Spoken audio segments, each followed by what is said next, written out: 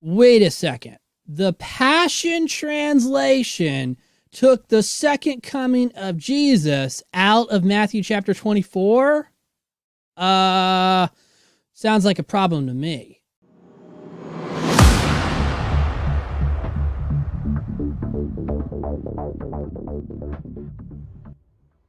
Well, if you could not guess it, now you can know. Today we are going to be talking about the Passion Translation and Matthew chapter 24 and the second coming of Christ. Most importantly, we're going to be talking about how the Passion Translation removes the second coming of Christ. And so in this video, we have a lot of information to unpack and a lot of stuff to talk about. And so we're going to move a little bit quickly in here. And that's perfectly fine. So if you do get lost, that's okay. I put some resources below. You can go look at them for yourself later on, or you could just watch this video over and over and over again until, you feel comfortable or whatever. But we are going to be talking about Matthew chapter 24 and particularly how the Passion Translation has changed it, and we're going to compare it to some other translations. Now, for those of you who don't know, the Passion Translation is a very new translation. It's been out for a couple of years, and basically it's a one-man translation. In other words, there's one dude, and he said, I'm going to translate my own Bible, and that's what he did. And if you actually go to YouTube and you type in the Passion Translation, you're going to find quite a lot of videos on the Passion Translation, mainly from, what's his name, Mike Winger. He's done like 3 or 4 videos. I think it probably adds up to maybe 5 or 6 hours on the Passion Translation. And let me just tell you guys, he doesn't like it at all. He's like super against it. He doesn't like it. But you can go watch him. I linked him below. You can go watch those videos if you like. I mean, again, it's probably 4 or 5, 6, 7 hours, whatever it is. It's a lot of information, and he also has done some research into it and into the translator and into the theories and all that stuff. And he does have some good information there. So I am recommending it to you.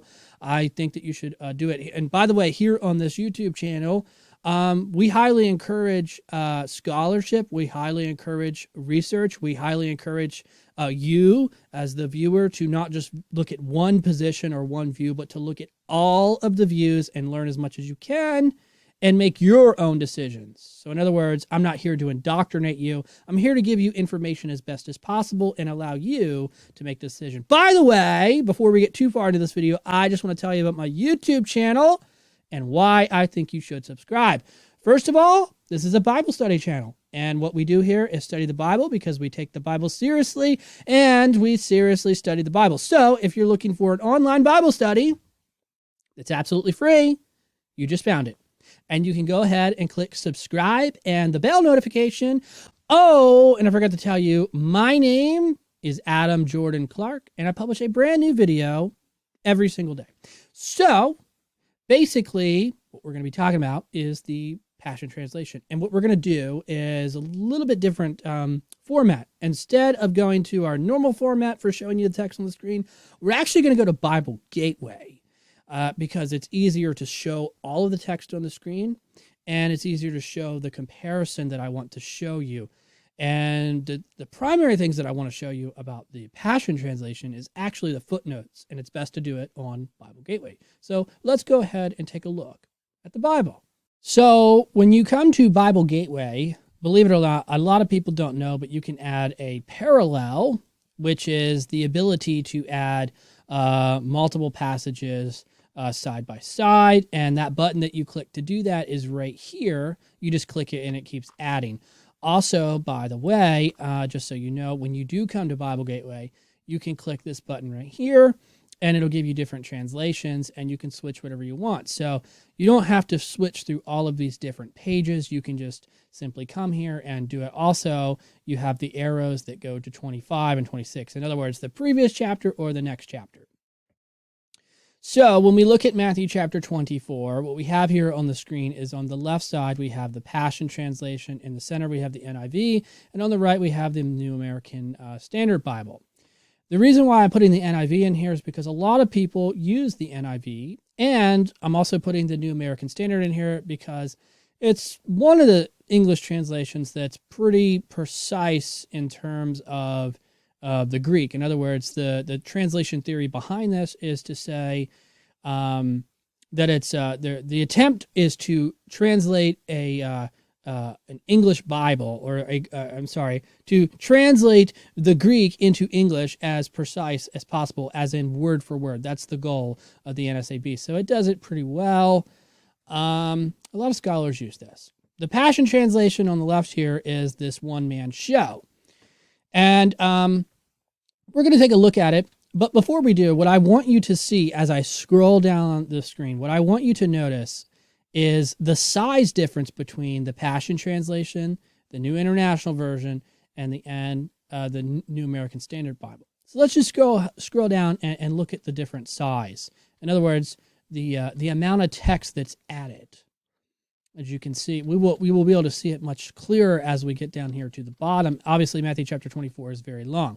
So we're here at the bottom. This is where the NIV ends. We're at the footnotes. Here on the right-hand side of the screen is where the New American Standard ends. And as you can see on the left-hand side of your screen, the Passion Version is still going on. It eventually ends way down here. Another thing to note is the footnotes. And at the NIV, we only have a handful of footnotes. When we come to the New American Standard, we have a lot of footnotes, primarily just talking about word choices and things of that nature because, well, that's what this translation is about, word choice. Whereas when we come down here to the Passion Translation, we have a lot more footnotes to look at. And so these footnotes are actually more descriptive in terms of some historical backgrounds primarily and some different word choices and things of that nature. But they go on quite well. It's almost as if he writes a footnote every other verse. So that is important to know in terms of what this guy is actually trying to do. In other words, a lot of people are not actually appreciating the footnote elements of the Passion Translation. Now, I can tell you as a person who is working on my PhD right now, and I have to do a lot of writing, have to do a lot of reading. I'm a person who pays attention to the footnotes because when you're working at this level, the footnotes, the sources, the bibliography is the most important part of the paper. In other words, your paper is only as good as your resources. So when I write my papers, I try to make sure that I have the best resources possible. Likewise, when I read somebody else's work, when I read their books or articles or whatever it is, I look at their sources first. That's the first thing I do. I go to their sources. I look at their footnotes and I look at the bibliography and I say, well, who are they talking about? Who are they using in this stuff? Who are they going to be using? And, as you get more familiar in biblical scholarship and biblical issues and theological issues and things of that nature, you start recognizing names and you're like, okay, I know this guy's I know that guy's work. I know that, you start to build a catalog of these things and you scroll down somebody's bibliography and you're like, okay, I see 4 or 5, 10, 15, 30 names here that I know. Now I know where this guy's coming from. I know what this guy's been reading, so I know that he's up to par. You know what I mean? He's quoting the big name people, so I know what's going on. So when I read the Passion Translation, that's the first thing I do. I go to the footnotes because it is a one-man show. It's one man translating it. So what do? I go to the footnotes. And when we come to the footnotes, that's exactly what we see. We just see an incredible amount of footnotes. And so that part's good.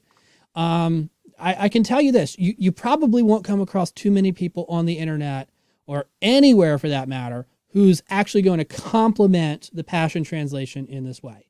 The footnotes are actually quite good. I'm not saying that the content of the actual footnote itself is good because I haven't read every footnote, so I can't say that. But I can say the fact that there are a lot of footnotes tells you that the guy who did this translation put a lot of thought into it. So this is not just some, I'm randomly, translating. He's put a lot of thought and a lot of work into it. And so that's something to appreciate. Whether or not his work is good is a different matter. He has definitely put a lot of work into the translation. And so that's important to remember. In other words, the work should be appreciated simply based on that. Now, whether or not it's good work is a different matter. You'll have to develop criterion to judge that. So let's go ahead and take a look at some of these passages. Here on Bible Gateway, what you actually get the ability to do is you see this part right here where it says A, and it's got the little things around it. You can actually click on it, and it'll bring up the footnotes. So this is the footnote this guy wrote. What is he talking about? It's talking about verse 2. Here's what verse 2 reads in the Passion Translation. It reads, "And Jesus turned to them and said, 'Take a good look at all these things, for I am telling you, there will not be one stone left upon another. It will all be leveled.'" So here's what the footnote says. This prophecy of Jesus was fulfilled by the Roman prince Titus, who, in the Roman war between 67 and 70 AD, destroyed the temple. So it's a little bit of a historical background. But I think that what's important to remember here is not just the history element. It's important to understand the theological elements. What do I mean by that? Well, I mean the theological element of preterism. If you don't know, preterists love to go to Matthew chapter 24 and talk about the destruction of Jerusalem. I've made a lot of videos about this, and I'll have to say this probably the rest of my life, but just to be clear in this video, all futurists, everybody who is a futurist, in other words, whether you're pre-trib, post-trib, A-trib, B-trib, C-trib, whatever trib you are, if you believe in the future coming of Jesus, everybody believes that Jesus predicted the destruction of Jerusalem that occurred in 70 AD, and he did it in the Olivet Discourse. It's no big secret. It's pretty obvious. It's pretty simple. This is an easy point to understand. However, for some reason, preterists think that futurists don't think this for some reason. I'm not really sure.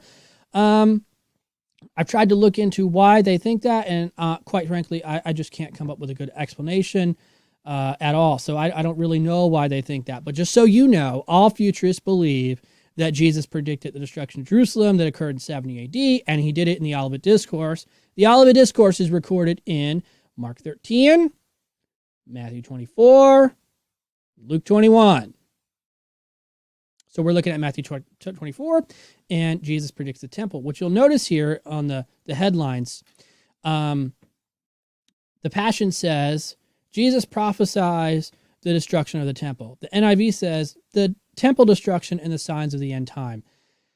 And the NSAB says, the signs of Christ's return. So you can clearly see by these headings here that the Passion Translation has an agenda, and obviously that agenda is preterism, which is to say that Jesus is not coming back. So I think that's very clear, and one of the clear ways to know that is how people define the abomination of desolation. What it does here in the Passion Translation, it says, when you witness what Daniel prophesied, the disgusting destroyer, taking its stand in the holy place, let the reader learn, those in the land of Judea must escape to higher ground.